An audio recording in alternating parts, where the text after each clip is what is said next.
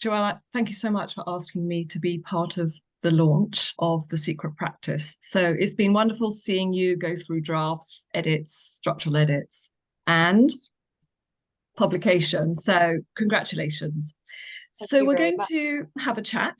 In the middle, I'm going to pause the conversation and Joelle's going to do a reading, and then I'm going to ask a few more questions. But Joelle wants to have quite a relaxed conversation. So this is not rehearsed. We're just going to go with the flow. And hopefully this will be bring interesting insights on Joelle and her writing.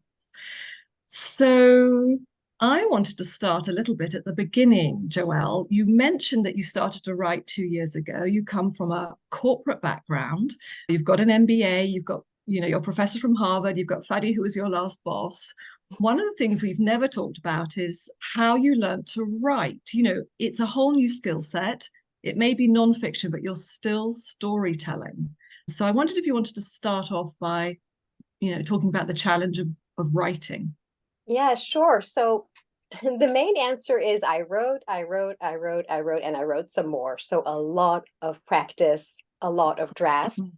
I started full-time 2 years ago, but I've been working on this book for 5 years. Mm-hmm. And in the first couple of years, I was part of a critique group. So that gave me some structure and an audience. And essentially, in those 2 years, I probably did 5 or 6 complete drafts. That meant writing the whole story, not liking, not liking it, and starting all over. And then in the last 3 years, there's been more of editing and on existing drafts. Another thing is I've been a lifelong journaler, so I've always written my thoughts, and I really enjoy life writing. I discovered that around the age of 13, more so than fiction writing. So that prepared me, I think, for writing memoir. In terms of more preparation is in 2019, so about a year into the writing process, I took my first course at the Faber Academy here in the UK. It was an online course on creating memorable characters.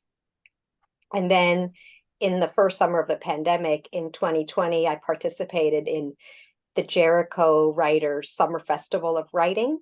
And that had almost 100 webinars on the whole writing craft and publication and every aspect really of the writing industry. So that prepared me as well.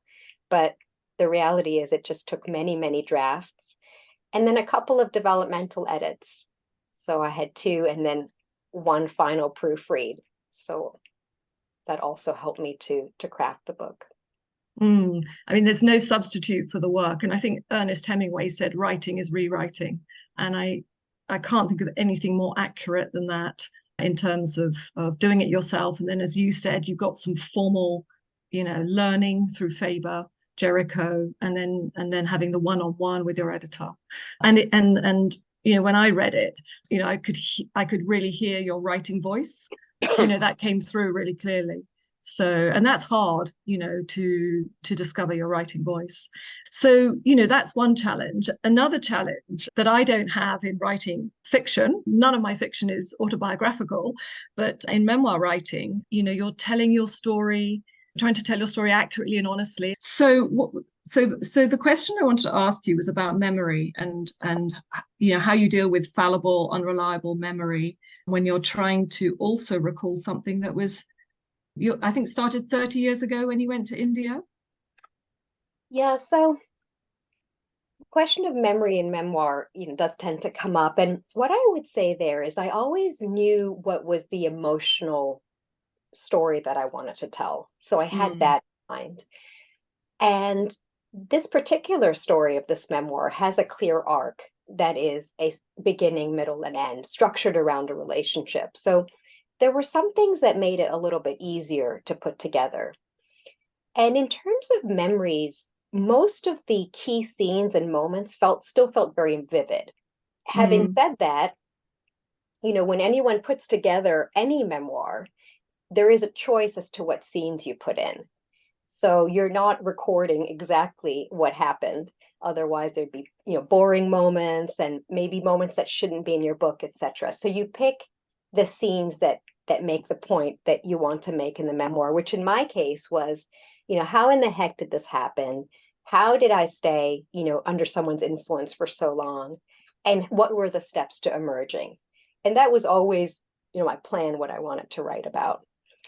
There were some things that were a bit harder to remember. I'm not sure those are so important to the reader, but they were to me, and they were specifically around the investments that Arun had made in India. I just couldn't, so many years later, remember. There were so many, and there was a sequence of them, and there was a frenzy about them that I could not remember. But I needed to, I almost wanted to understand that piece of the story. So I think I got it as close as I could. As I said, I don't think this is as relevant to the reader as much of the other story, but that was where I felt like memory wasn't, wasn't as sharp many years later.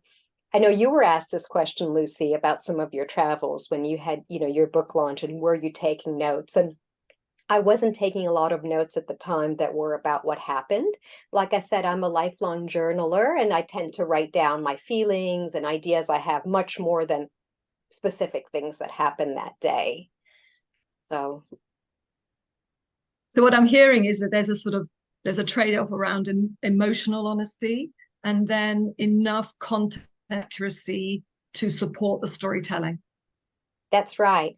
And another level of editing that comes into play, and not exactly your question, but related, is that there are some memories that, are vivid and at a later stage of editing need to be edited out for other parties that are in the book. They're just not relevant to, there's a fine line when you're telling your own story. You're inevitably telling someone else's story as well. Yeah.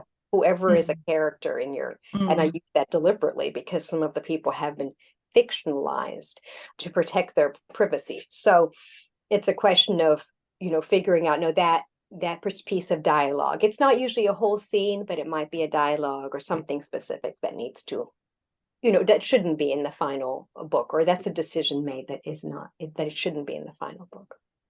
And you touched on some of the things that were hard to remember. Arun's, all the investments and the money and the pots, that you were contributing towards. And as you know, I was an early reader of The Secret Practice, and I found it difficult to read a memoir. I've never been in that situation before when I've known the person, and being with you on your trajectory obviously wasn't as hard as you being in it yourself.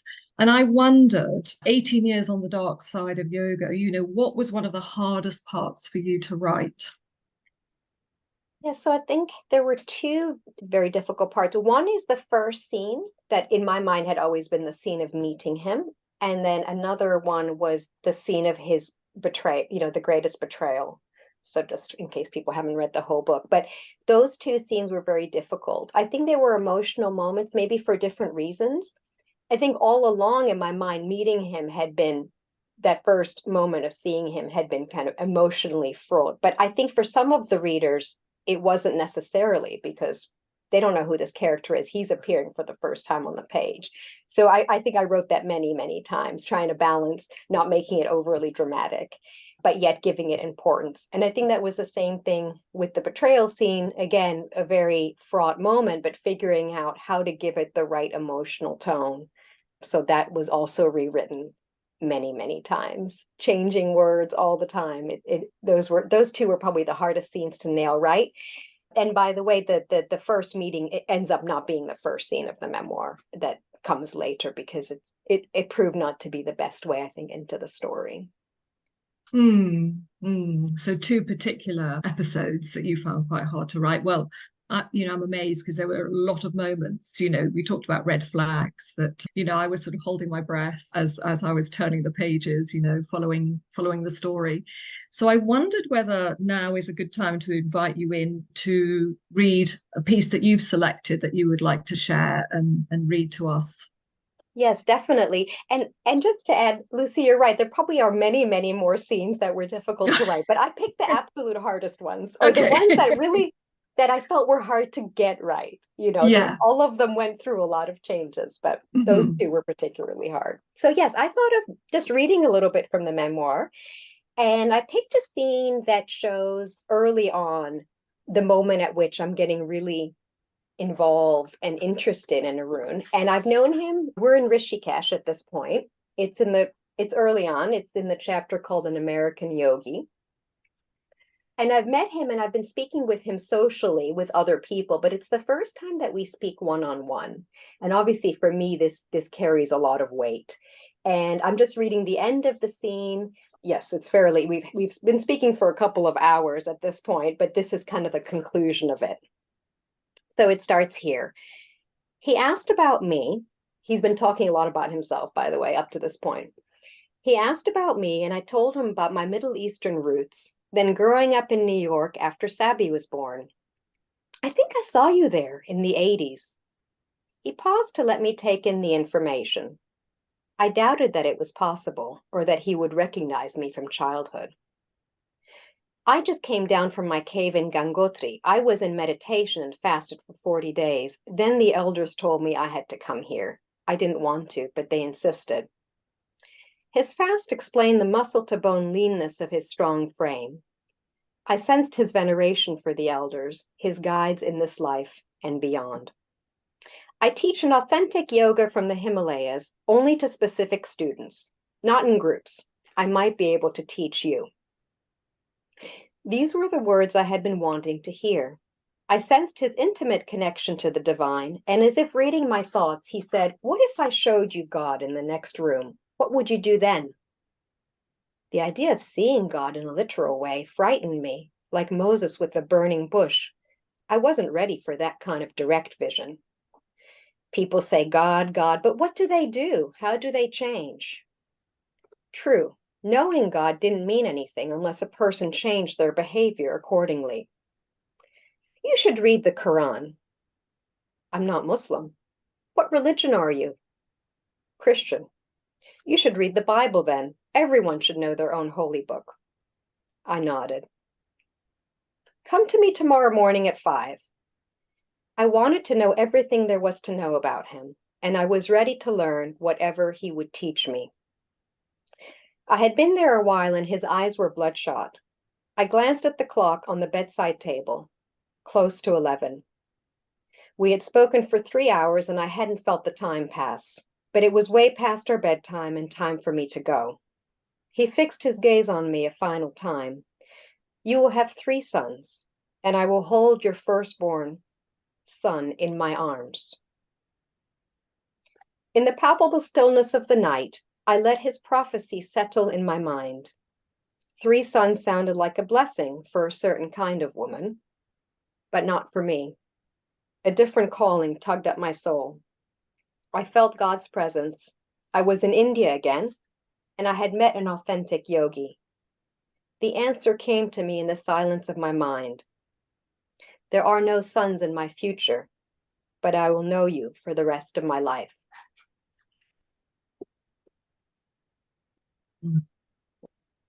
It's lovely to hear you read that, actually, and I remember that passage. It is a very striking passage there, and his prophecy prediction. Thank you. So, is there anything you wanted to add at all before we moved on? No, I just, reading back some of these scenes, I think we'll cover it in your upcoming questions, but it is really like entering a very, almost a different life. As I say in the conclusion, for the reasons that it was used in my story, I no longer believe in reincarnation or think it's a useful concept, but this does feel like a past life. Yeah. Well, I'm going to touch on sort of life and writing in another question. I wanted to shift the conversation a little bit now. And, I often compare the memoir with fiction. It's been an interesting learning process being alongside you and seeing the secret practice emerge. And another challenge I feel for memoir writing is this balancing act that you have, Joelle, about shining a light on your life when it also includes others. And you mentioned about, including scenes and excluding scenes, in a part of an answer to another question. So I know you've got some of your family members here, and I wondered if you could talk a little bit about this balancing act of writing about your life when it includes others as well, and you're putting them in the spotlight. Yes, I mean, when I first started writing the memoir, I focused on the central relationship with Haroon. And then some of my early readers, including Jill, who's here, highlighted the importance of the parents and encouraged me to bring them a bit more to the forefront. So I did that. And I think I could have gone further in talking about my parents and my background. It certainly would have been an option or a way to do it. But I felt there was so much packed into the story that I included the family influences as and when, they were necessary and wove them in. In terms of the family being aware of what was in the book, my father was one of the first readers. In fact, he read it in that, along with the early beta readers in 21. In fact, he'd been pushing me for a year up to that point to read it. And I finally said, fine, you're going to read, I know there's a lot to do on this draft, but that's the first draft that he read. And my mother was just as eager, but I held her back. I said, no, I really want you to read a later draft. So she read a draft last summer.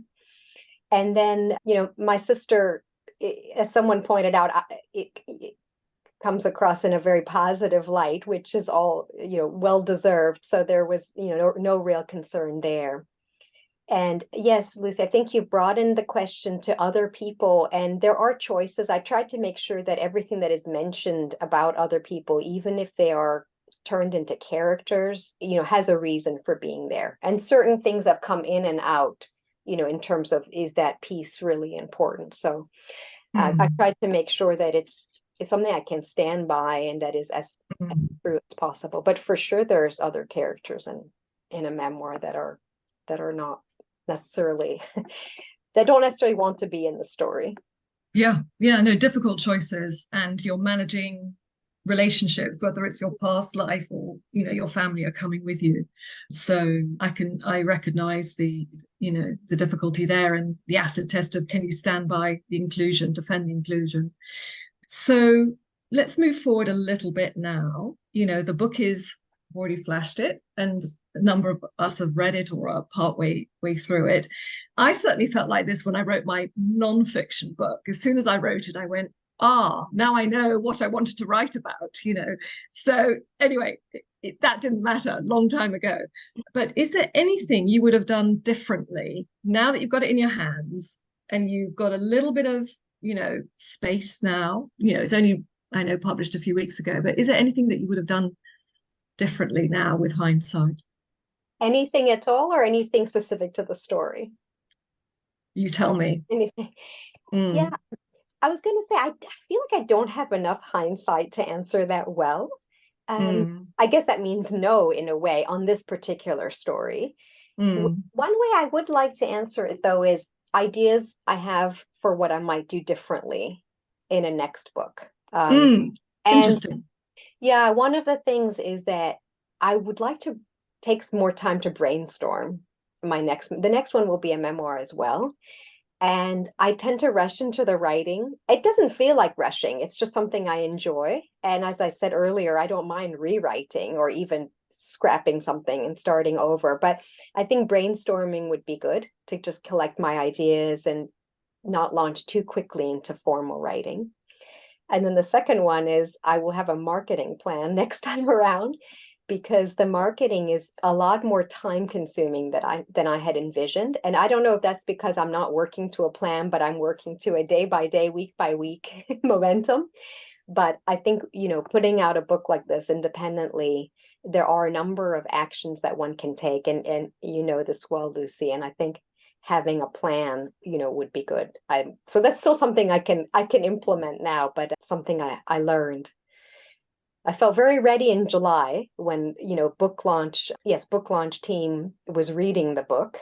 But as soon as it got published, I felt more overwhelmed, I think, than I had expected. And maybe partly it could be the emotions or other things, but I think certainly learned that it's quite overwhelming once your book is really out there. It's interesting what you say then about your insight around the process, the brainstorming, thinking about it before you dive into the writing. Yeah, no, that makes a lot of sense as you build experience, in your writing. And this is a very coachy question, and I was asked this, and it's a so writing isn't a linear process. I mean, you've hinted at that, and it's very like life. It's lots of ups and downs and corners to go round as you reach the delivery milestone. And I wondered what you've learned about yourself in the writing of your memoir. Yeah, so few very different things. The first thing I want to say is I learned that I did not understand the story that had happened to me when I sat down to write it. I really had to see it on the page. I mean, I knew that I'd escaped something. I knew that Arun wasn't who he said he was. So obviously I'd come to that realization, and that happens in the book. But I hadn't really digested the experience or understood exactly what it all entailed. So I think writing it really allowed me to wrestle with it in a way that I thought I had it all clear in my head, but the writing at every stage really forced me to confront that and to understand it differently and construe it differently. I also learned that I can actually complete a very long project. So I think that was a good discovery. I mean, if you had told me 5 years ago that there'd be 15 drafts, I would have said that's not possible. There's no way. I had heard a novelist say who had published that she had done 9 drafts. And I thought, how on earth did she do 9 drafts? It is really a long process. I think having done it once, I know that I love it, and I know that it's my vocation, and I'm actually looking forward at some point without rushing into it, doing it again. But I definitely learned that about myself. I did not know I had it in me to to write something so long and to enjoy it for as long as I did.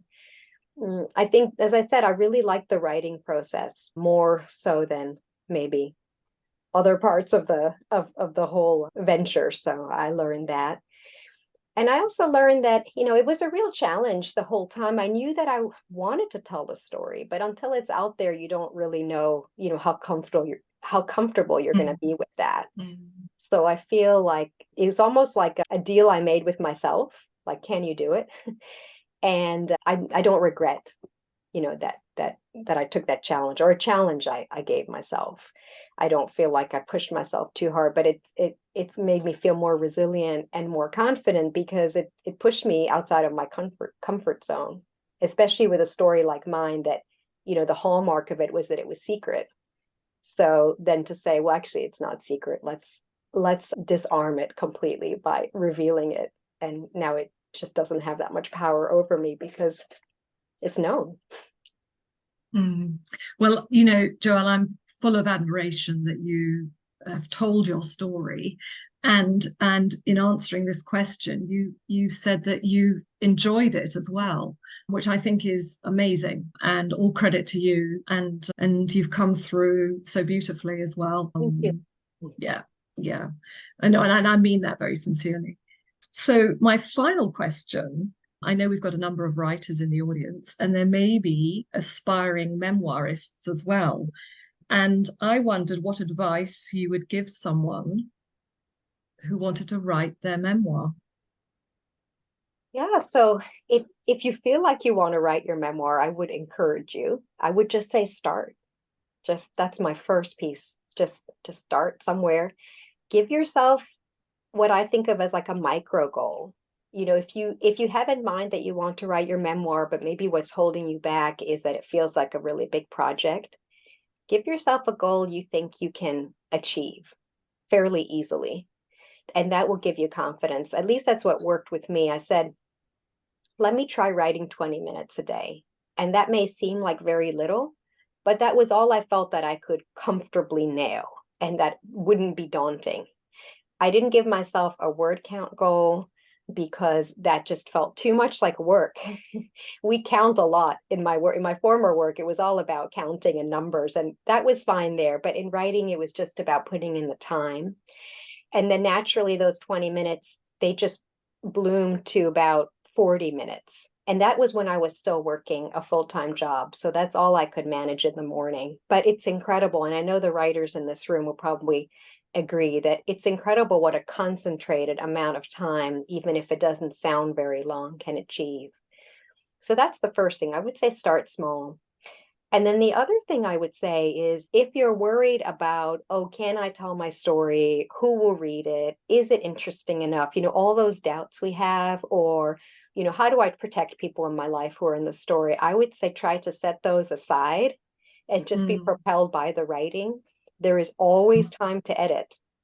I mean, there will be so much editing that you can then decide what you do with your story at that phase. I would say don't let that block you before you start writing, because these considerations can be addressed later. I Mm. would say It's go interesting for it. because yeah, that it's very similar to the fiction. Is you've just got to jump in and start, and from then it builds. And I absolutely agree with you. You cannot worry about who's going to like it, who's going to read it. You just have to find your authentic voice, which you have done, and to tell the story in the best possible way, which you have done. So Thank you. congratulations on that. Mm. Thank you. And I want to add about fiction that also I feel like a lot of my training, I didn't have a lot of memoir specific training. I had some. I've attended a lot of memoir webinars, many of them along with my mother who's here. But the fiction, I had a lot more fiction training, and I think it does, cross over well into Yeah. memoir. Yeah, yeah, I think so too. I think so too. So, Joelle, that's my side of it